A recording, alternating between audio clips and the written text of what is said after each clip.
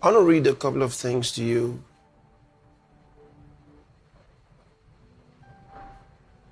From the Word.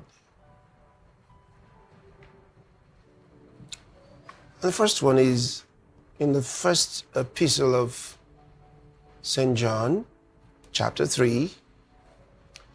And I'm going to read from verse 1 to verse 2.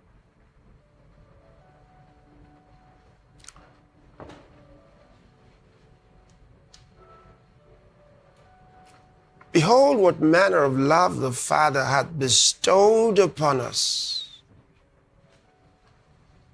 The word is lavished. Lavished upon us.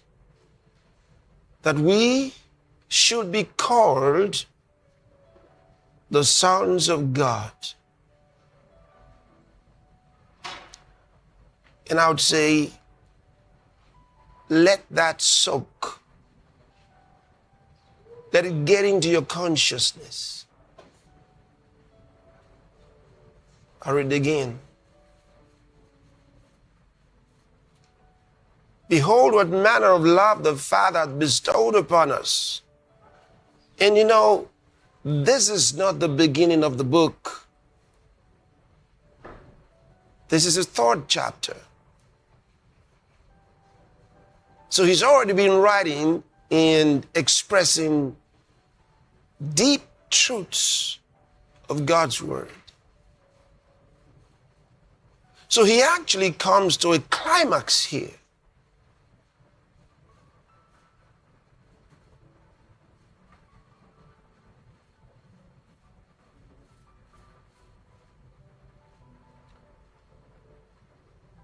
And it says, behold, what manner of love. Having said all what it said.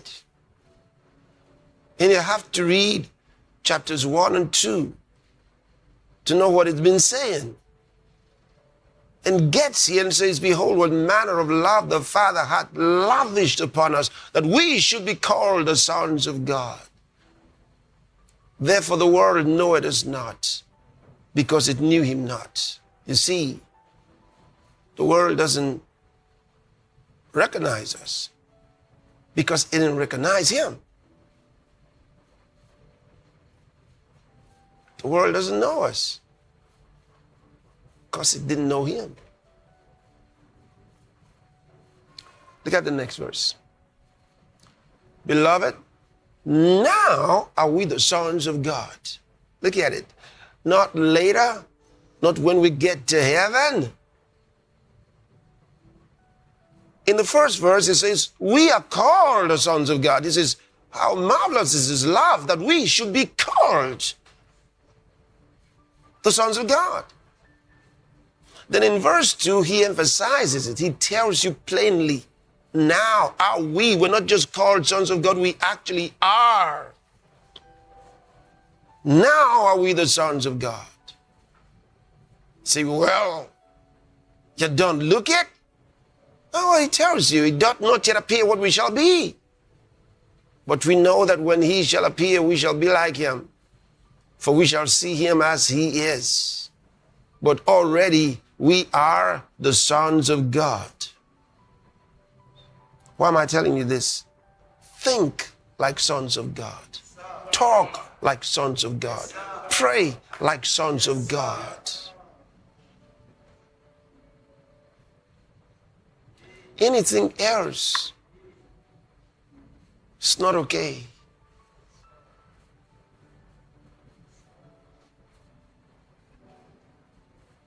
As sons of God, how are you going to pray about 2026? Of course, I know you've been praying even before the fasting and praying we started yesterday. You've been praying. But I think that not a lot of people know how they're supposed to pray in such situations. Or even in other situations of life.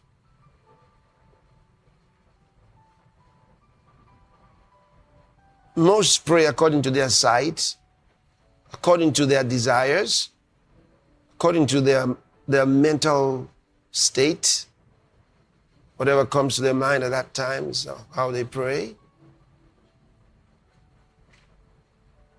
But we are sons of God. That's what the Bible says.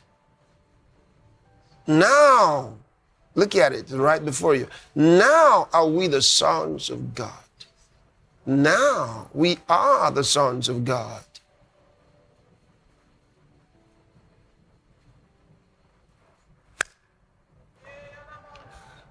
Oh boy.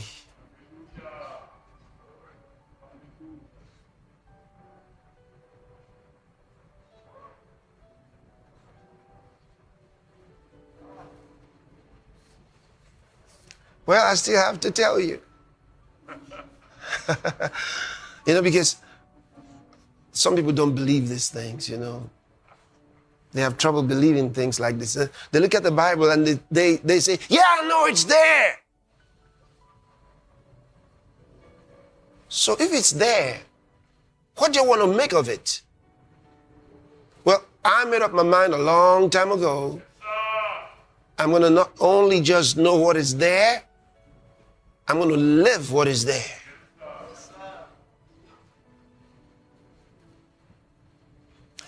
Now, he says, beloved, now are we the sons of God. He says, we don't look like it yet, but we are. Jesus didn't look like it, but he was.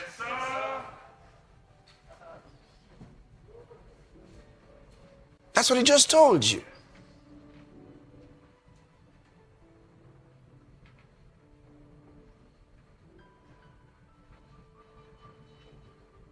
So,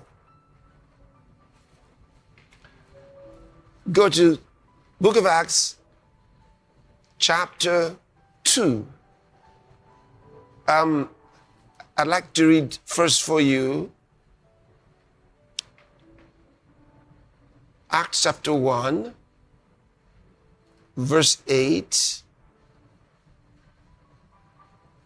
And then we go to chapter 2 from verse 1. Let's read. Jesus said, but ye shall receive power. After that the Holy Ghost is come upon you, and ye shall be witnesses unto me, both in Jerusalem and in all Judea and in Samaria and unto the uttermost part of the earth. The whole world. Chapter 2 from verse 1. And when the day of Pentecost was fully come, they were all with one accord in one place. The disciples were 120 disciples had gathered together. And suddenly there came a sound from heaven as of a rushing mighty wind, and it filled all the house where they were sitting. The Holy Ghost came, and there appeared unto them cloven tongues like as of fire, and it sat upon each of them. And they were all filled with the Holy Ghost, and began to speak with other tongues as the Spirit gave them utterance. And there were dwelling at Jerusalem Jews, devout men out of every nation under heaven. Now when this was noised abroad, the multitude came together and were confounded, because that every man heard them speak in his own language. And they were all amazed and marveled, saying one to another, behold, are not all these which speak Galileans? And how hear we every man in our own tongue wherein we were born? Parthians and Medes, Elamites, and the dwellers in Mesopotamia and in Judea, in Cappadocia, in Pontus and Asia, Phrygia, Pamphylia, in Egypt, and in the parts of Libya about Cyrene, and strangers of Rome, Jews and proselytes, Cretes and Arabians, we do hear them speak in our tongues the wonderful works of God. And they were all amazed and were in doubt, saying one to another, what meaneth this? Others mocking said, these men are full of new wine. But Peter, standing up with the 11, lifted up his voice and said unto them, ye men of Judea, and all ye that dwell at Jerusalem, be this known unto you, and hearken to my words. For these are not drunken as ye suppose, seeing it is but the third hour of the day. But this is that which was spoken by the prophet Joel, and I want you to listen to it. And it shall come to pass in the last days, saith God, I will pour out of my spirit upon all flesh, and your sons and your daughters shall prophesy.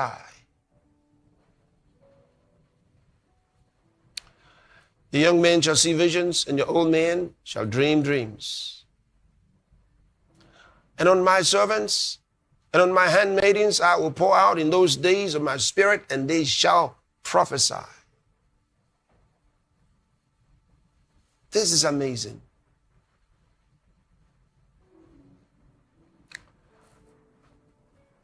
How do sons of God pray?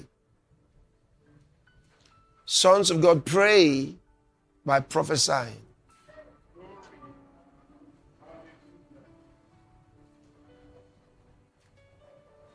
Do you understand what I just said? Sons of God pray by prophesying. That's how they pray. And I want to help you understand. Let me speak from Jesus so you can get it. Jesus was the Son of God.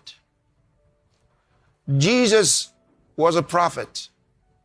Jesus was a priest. Of course, not from the house of Levi, as you well know. From the house of Judah, and he became our high priest. Then Jesus was a teacher. Jesus was a rabbi. Don't forget, Jewish rabbi. He was. Jesus was a king. The Bible says he was born king of Israel. Not to become king. He was born king. Uh-oh. He was born king. Not to become king. How many people were born king? They're often born prince to become king. They say he's the heir apparent. He will become king. But this one was born king. Hallelujah. That's why he was able to make us kings and priests. We already are. We already are. We're not going to be kings. We already are. If you don't believe it, you don't know your Bible, period. Okay, so Jesus was an intercessor. Remember that. Jesus was a lamb. Behold, the Lamb of God who takes away the sin of the world.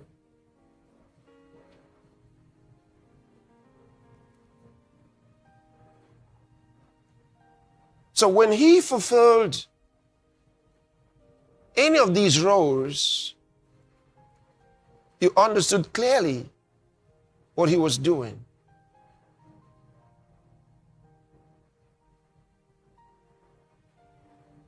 He was a judge. The Bible says they shall smite the judge of Israel.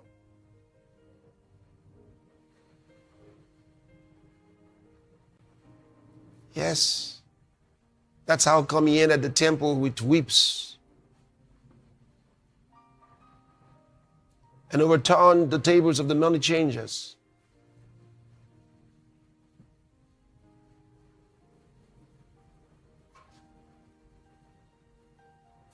So, here you are as a child of God.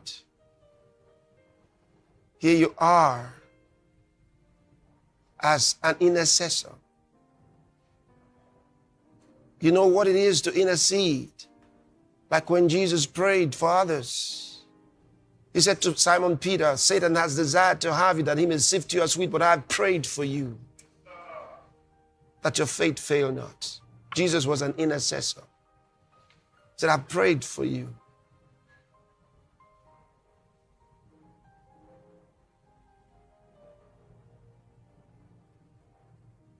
He was a healer.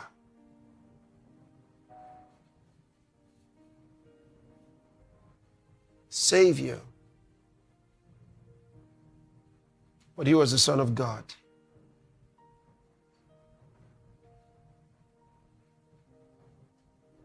When he offered himself, he was sacrificed. That was a sacrifice. He didn't offer himself as rabbi or as a prophet. No, he offered himself as a lamb.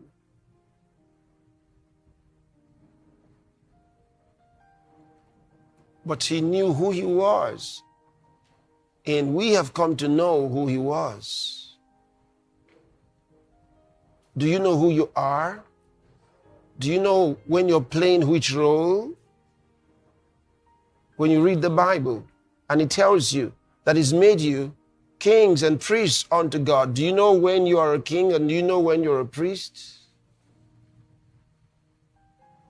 Do you know when you're in any of these offices?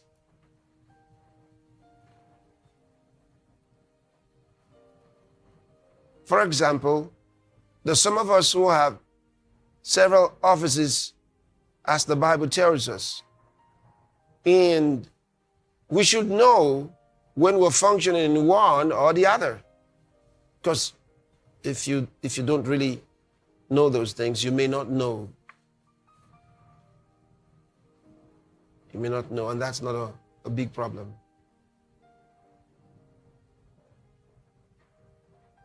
But there's always an advantage in knowledge.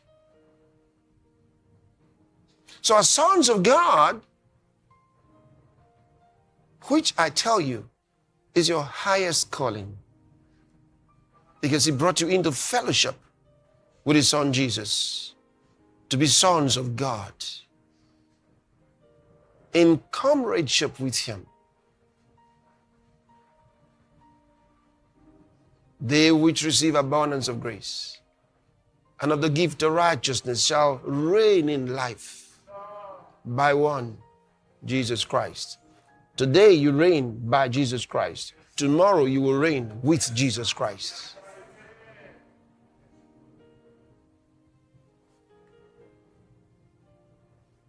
So now you have to learn to reign by him, using his name. What do kings do?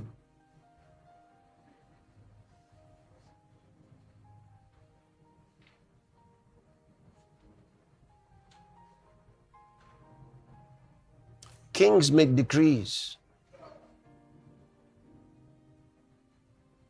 Those decrees are prophetic words. You don't just decree, you prophesy.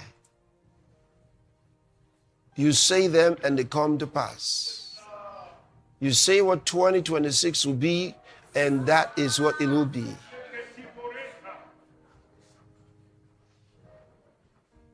You declare it and it is settled.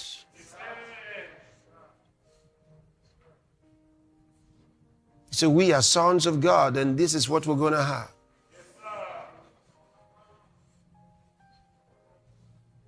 And that's how, as sons of God, you decree peace in your city, decree peace in your nation by the power of the Holy Ghost, and it shall be so.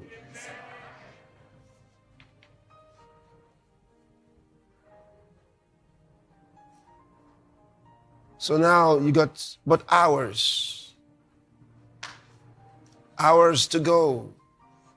What are you saying about 2026? What will your 2026 be?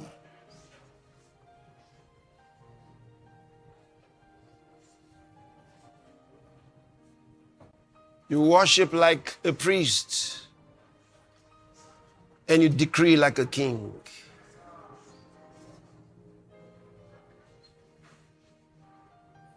Because you are sons of God. You prophesy your future. He sent the Holy Ghost into your life. He said the Holy Ghost will come upon you and you shall receive power.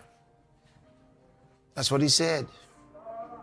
And the prophet said in the last days, God said, I'll pour out my spirit upon all flesh. Then your sons and your daughters shall prophesy. Prophesying means that you're speaking words of power. Words of power. Words of revelation. Words from God. You are his mouthpiece. What do you say? What do you say? Don't tell me what they said. The nations will be like. You know, some people are talking. I mean, if you look at the TV stations, you have a lot of talking heads. Yes, sir. And they are talking about what will happen in 2026, who said this and who said that, who wants to do this and who wants to do that. It doesn't matter what they are all saying. Yes, sir. Who is it that speaketh and it cometh to pass when the Lord commanded it not? He didn't authorize them to prophesy. He authorized us to prophesy.